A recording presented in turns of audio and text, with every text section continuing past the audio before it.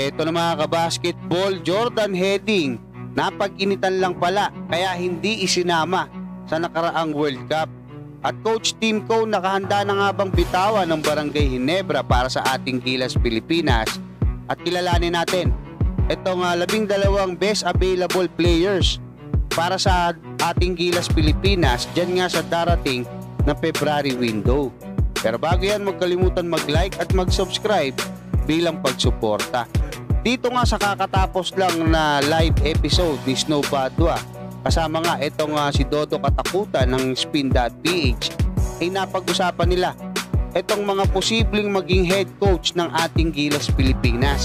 So kung di ako nagkakamali, mga 10 coaches yung binanggit nila rito, pero 4 na coach yung kumbaga umangat. Una na nga dyan, itong si Coach Brian Gordia, no, yung head coach ng Australia, at kasalukuyang nandito sa Pilipinas ngayon para tumulong dito nga sa Strong Group Philippines na lalaban dyan sa Dubai. So kung resume yung pag-uusapan mga kabasketball, napakataas ng nito, no, ng level nito. Parang si Coach Tab Baldwin din to. Ang sumunod naman itong si Coach Tab Baldwin. Pagdating sa programa, sa preparation, yun yung pinakalakas nitong si Coach Tab Baldwin, yung preparation eh. So, kumbaga wala kang masasabi rito, kahit mga college players lang yung ginagamit niya, nagagawa niyang palakasin. At kasama nga dyan, etong si Coach Raiko Toroman, na maraming experience, no, at may contact din sa Europe, di ba? At ang ika-4, at ang sa tingin ko talaga ang magiging head coach ng ating Gilas Pilipinas, etong si Coach Tim Cone, dahil nga doon sa nagawa niya doon sa Asian Games at yung mga, 'di ba, yung mga ginawa niya diyan sa PBA. So ang tanong lang ng mga tao mga kabasketball, kasi sila sinasabi nila kung hahawakan pa rin ni Coach Tim Cone yung Barangay Ginebra na paborito ng SMC, tapos hahawakan niya pa yung national team, hindi raw magiging, kumbaga, hindi niya kakayanin, 'di ba? Mahahati siya eh. So, kaya-kayang bitawan ni Coach Tim Cone yung Barangay Ginebra para sa ating Gilas Pilipinas? Yan ang malaking tanong ngayon mga kabasketball. Sa ibang balita, naglabas ng pasabog itong si Snow Badwa kasi mga kabasketball, nagalit daw itong si Al Panlilio, yung SBP President, doon sa mga pinahawak niya ng ating Gilas Pilipinas. Kasi may mga players daw na napag-initan. Kala ko si Kai Soto lang, no? Napanood niyo yung unang laro nila doon pa sa Philippine Arena. 73 seconds lang pinaglaro etong si Kai Soto.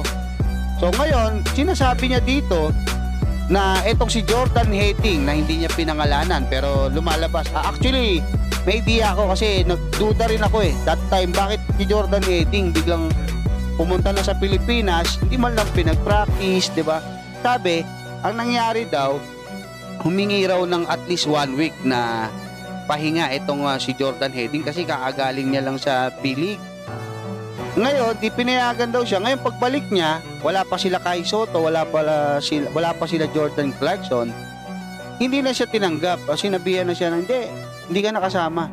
Sa ibang balita naman mga kabasketball, ito yung 12 players na best available para nga dito sa darating na February window. So wala rito yung PBA dahil alam naman natin na ongoing pa yan.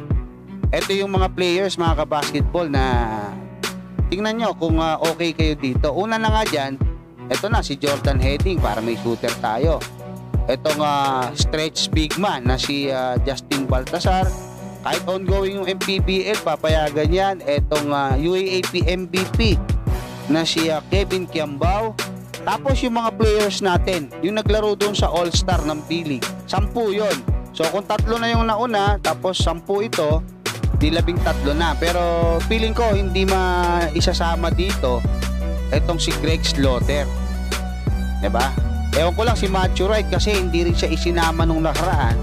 Hindi ko alam kung kukuhanin siya. Pero kung hindi kukunin yung dalawa na yan, pwede rin natin i-consider itong si Roosevelt Adams. Tapos yung naturalized player natin mga kabasketball, siyempre ang number 1 pick dyan, sinabi na ni Al Panlilio yan, si Justin Baltasar. Pero kung hindi siya magiging available, si Ange Kwame na. Ayan, pagka pumasok na si Ange Kwame, mawawala na itong si Greg Slaughter, diba? Ngayon, pagka wala pa rin si Ange Kwame, halimbawa hindi siya pinayagan ng team niya doon sa Europe, ang last choice na natin, kasi wala na tayong naturalized player. Si Jordan Clarkson nasa NBA, di man natin makukuha ngayon yun. Ito nang si Andre Dodge, mga kabasketball, nandito rin kasi ngayon yan. So hanggang dyan muna mga kabasketball, maraming salamat at God bless sa inyong lahat.